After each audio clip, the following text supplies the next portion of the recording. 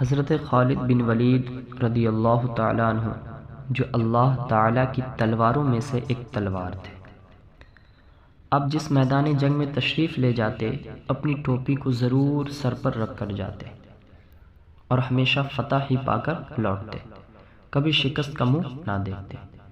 ایک مرتبہ جنگ یرموک میں جبکہ میدان جنگ گرم ہو رہا تھا، حضرت خالد کی ٹوپی گم ہو گئی۔ آپ نے لڑنا چھوڑ کر ٹوپی تلاش کرنا شروع کر دی۔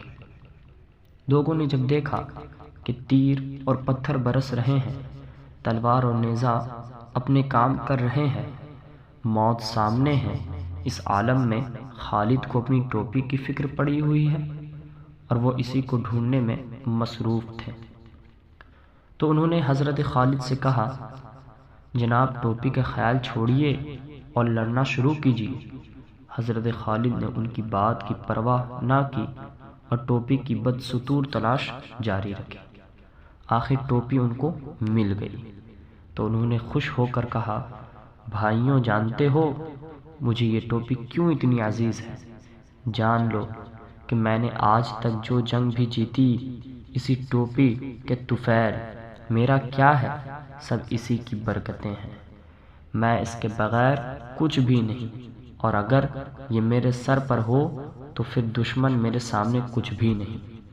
لوگوں نے کہا، آخر اس ٹوپی کی خوبی کیا ہے؟ یہ حضور صلی اللہ علیہ وسلم کے سر انور کے بال مبارک ہیں جو میں نے اسی میں رکھے ہیں۔ حضور ایک مرتبہ عمرہ بجا لانے کے لیے بیت اللہ شریف لے گئے اور سر مبارک کے بال اتروائے تو اس وقت ہم میں سے ہر ایک شخص بال مبارک لینے کی کوشش کر رہا تھا اور ہر ایک دوسرے پر گرتا تھا، تو میں نے بھی اسی کوشش میں آگے بڑھ کر چند بال مبارک حاصل کر لیے تھے اور پھر اسی ٹوپی میں سی لی۔ یہ ٹوپی اب میرے لیے جملہ برکات و فتوحات کا ذریعہ ہے، اسی کے صدقے میں ہر میدان سے فاتح بن کر لوٹتا ہوں۔ پھر بتاؤ اگر یہ ٹوپی نہ ملتی تو مجھے چین کیسے آتا؟ حضور سرور کائنات صلی اللہ تعالیٰ علیہ وسلم ہی جملہ برکات و انعامات کا ذریعہ ہیں اور آپ کا بال شریف برکت و رحمت ہے۔